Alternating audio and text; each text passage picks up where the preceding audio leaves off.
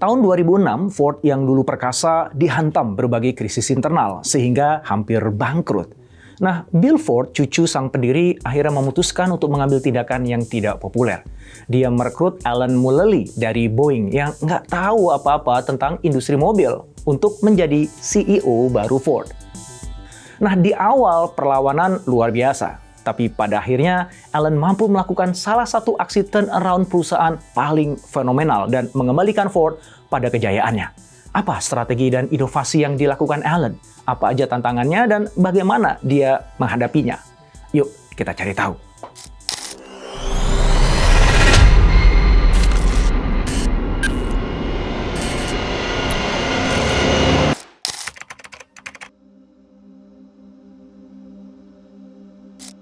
Ford Motor Company adalah ikon Amerika yang pernah menguasai 56% pangsa pasar otomotif dunia. Mereka berhasil memproduksi mobil secara massal menggunakan sistem perakitan yang membuatnya mampu menjual mobil dengan harga terjangkau. Antara tahun 1913 sampai 1925, dengan model T-nya, Ford meraih sukses besar. Malangnya, setelah menempuh perjalanan puluhan tahun, di tahun 2006, Ford dihantam krisis besar. Di tengah utang yang terus menggunung, mereka merugi 17 miliar US dollar. Nilai sahamnya juga anjlok dari 17 US dollar pada tahun 2004 menjadi hanya 8 US dollar pada tahun 2006. Itu seperti mimpi buruk bagi mereka dan mungkin juga bagi kita yang sedang menjalani bisnis. Maka dari itu, yuk kita cermati apa yang membuat perusahaan besutan Henry Ford di tahun 1900-an itu bisa terseret ke bibir jurang kejatuhan. Ternyata Ford mengalami konflik internal, inefficiency management, dan kurangnya memperhatikan kebutuhan konsumen. Konflik internal muncul setelah Ford mengakuisisi brand-brand besar seperti Volvo, Jaguar, dan Land Rover. Awalnya muncul gesekan-gesekan dalam urusan sumber daya dan brand. Belakangan lanjut menyentuh urusan kepemimpinan ketika eksekutif puncak saling berebut kekuasaan. Sedangkan inefficiency management terlihat dari pengambilan keputusan yang lambat dan birokratis yang mengakibatkan perusahaan tidak mampu merespon ancaman dengan cepat dan gesit. Struktur biaya juga membengkak, sehingga margin keuntungan lebih rendah dibandingkan yang diperoleh oleh pesaing. Nah, yang fatal adalah rusaknya mentalitas kerja. Mereka malas memperbaiki diri dan mereka sudah puas dengan keberhasilan masa lalunya. Padahal, sebagaimana yang kita sadari, bahwa hidup terus berubah dan tantangan terus bermunculan. Buktinya di industri otomotif, bermunculan mobil-mobil Jepang yang merangsek menguasai pasar karena produknya lebih andal dan inovatif. Nah, Ford tidak peka terhadap perkembangan itu dan tidak peka terhadap kebutuhan konsumen sehingga harus menanggung akibatnya. Selama 2 tahun, penjualan mereka anjlok 200.000 unit karena produknya tidak sesuai preferensi konsumen.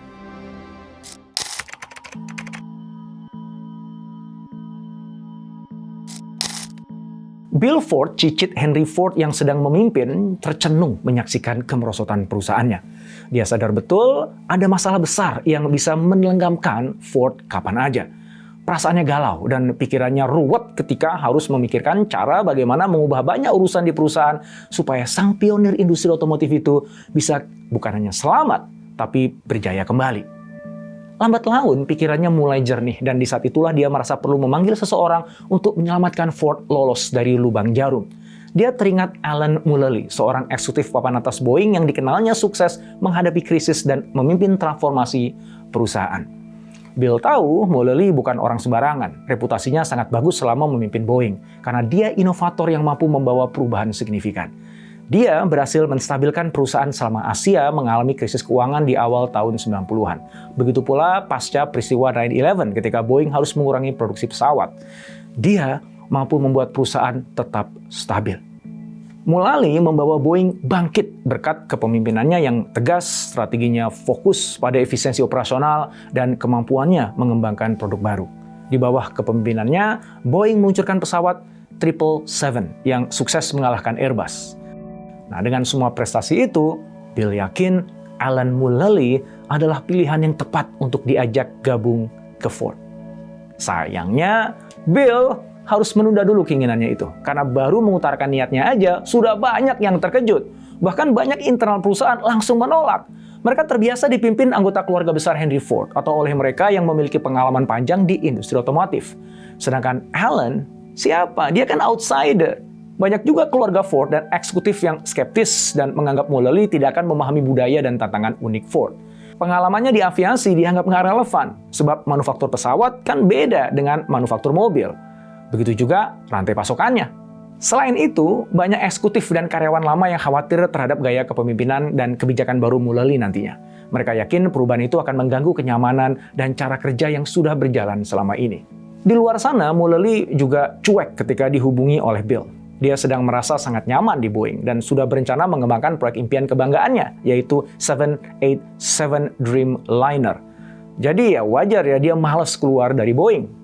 Nah, hanya saja panggilan Bill Ford yang berkali-kali membuat Mulally merasa harus memperhatikan dan mempertimbangkan baik-baik sikapnya. Terutama setelah berulang kali Bill meyakinkan dirinya bahwa dialah satu-satunya orang yang bisa menyelamatkan Ford dari situasi genting. Anehnya, sanjungan itu membuat Mulally justru malah semakin gak yakin bahwa dia bisa mengatasi masalah Ford. Dia menjawab Bill dengan mengatakan, "Saya tidak punya pengalaman di mobil, jadi bagaimana saya bisa memimpin Ford?" Mendengar jawaban ini, Bill kembali membujuk dan meyakinkannya. "Kami butuh cara berpikir yang berbeda. Kami butuh seseorang yang bisa melihat masalah dari sudut pandang yang baru." Kata-kata itulah yang terus terngiang di kuping Mulally, sampai perlahan hatinya mulai tersentuh dan semangatnya tergugah untuk mengambil kesempatan menyelamatkan perusahaan ikonik itu. Setelah menenangkan pikiran dan meyakinkan hatinya, Mulally akhirnya menghubungi Bill Ford dan berkata, "Baiklah Bill, saya akan datang ke Ford."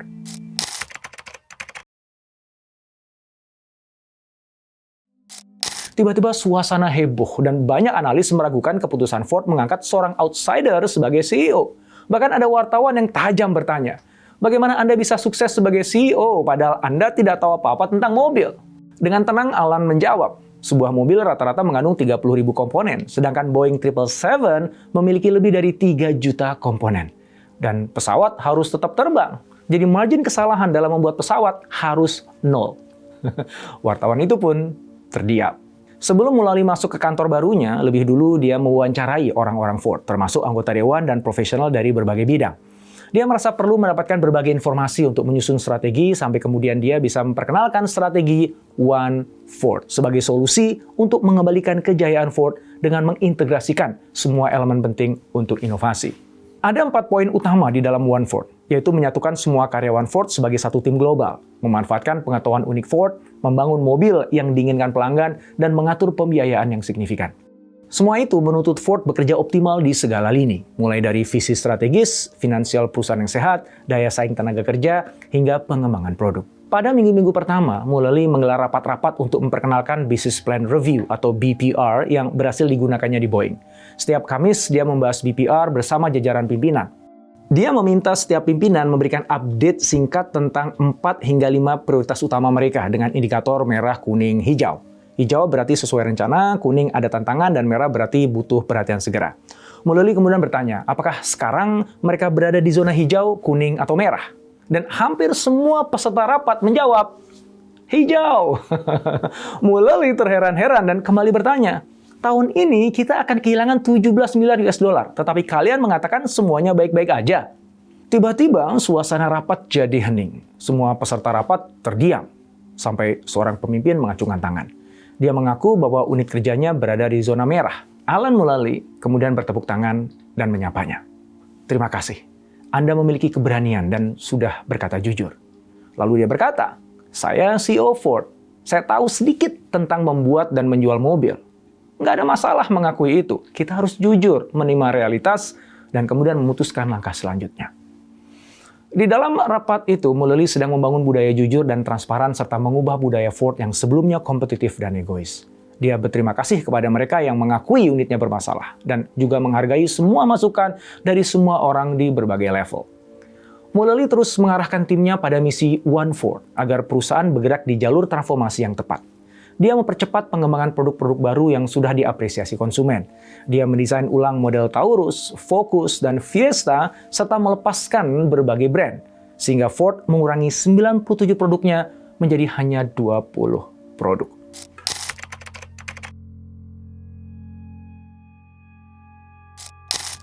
Selagi Ford giat bertransformasi, tiba-tiba datang badai krisis keuangan global di tahun 2008 yang mendorong Ford terjebak dalam krisis terburuk. Untungnya, Mulally sudah mengamankan pinjaman sebesar 23 miliar US dollar sehingga Ford bisa bertahan bahkan tanpa bantuan pemerintah. Mulally juga sudah menjual brand mewah yang pernah diakuisisi Ford di momen yang tepat. Aston Martin dijual ke grup investasi pada tahun 2007. Land Rover dan Jaguar dijual ke Tata Motors India pada tahun 2008 sebelum muncul krisis global. Yang kurang beruntung cuma penjualan Volvo ke Geely China di tahun 2010. Meskipun merugi, tetapi penjualan tersebut menambah cadangan kas Ford dan menghentikan bleeding finansial. Sewaktu menjual brand-brand tersebut, sebetulnya Mulally tidak sedang mengumpulkan uang, melainkan seperti yang dia katakan, perusahaan harus punya fokus. Nah, dengan mengurangi merek dan fokus pada inti bisnis, Ford bisa stabil dan tidak hanya selamat dari krisis, tapi juga punya fondasi masa depan yang kokoh. Selain itu, dia berusaha membangun citra Ford sebagai perusahaan kuat dan mandiri. Iklan-iklannya memperlihatkan sikap mereka yang tidak mau menerima bailout, dan ini yang membuat Ford berbeda dari GM dan Chrysler. Sikap itu membuat konsumen yang skeptis terhadap perusahaan yang menerima bantuan pemerintah semakin percaya bahwa Ford adalah satu-satunya dari Big Three perusahaan mobil Amerika yang kuat dan mandiri. Mulally juga ingin supaya Ford bisa menghindari persepsi negatif bahwa penerima bailout sebetulnya mengalami moral hazard. Mereka bisa mengambil risiko besar karena mereka masih bisa memperoleh bantuan pemerintah ketika mereka gagal. Meskipun begitu, Ford menerima pinjaman 5,9 miliar US dollar dari Departemen Energi Amerika Serikat untuk merombak pabrik supaya bisa memproduksi kendaraan hemat bahan bakar. Mereka juga menerima program Cash for Clunkers yang mendorong konsumen memberi kendaraan hemat bahan bakar, termasuk model-model Ford. Setelah menolak bailout, Mulally fokus pada inovasi dan efisiensi operasional. Ford merampingkan lini produk dan memperkenalkan model baru yang lebih hemat energi, seperti Ford Fusion dan F-150. Model-model ini ternyata disambut dengan baik di pasaran, sehingga Ford tetap bisa kompetitif dan mampu kembali meraup keuntungan pada tahun 2009.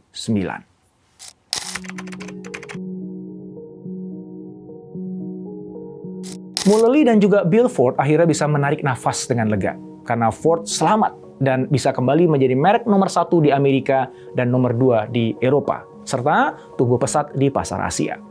Pada tahun 2010, Motor Trend menobatkan Ford Fusion sebagai Car of the Year, yang bersama F-150 memang diterima dengan baik oleh konsumen. Setelah Mulally mengutamakan kualitas dan kepuasan pelanggan, citra Ford semakin membaik, dan itulah yang membantunya bisa merebut kembali pangsa pasar. Mereka mampu memenuhi kebutuhan konsumen melalui inovasi, produk berkualitas, dan hemat energi. Semua itu berhasil menegaskan kembali bahwa Ford memang pemain yang tangguh. Sedangkan Mulally sendiri berhasil mengukuhkan dirinya sebagai penyelamat Ford yang berbeda dari CEO Ford sebelumnya. Dia telah menangani masalah dari akarnya, lalu mengubah arahnya secara radikal. Sebagai outsider, Alan Mulally terbukti mampu menarik Ford dari bibir jurang kebangkrutan, sekaligus membuktikan bahwa dirinya memang spesialis krisis.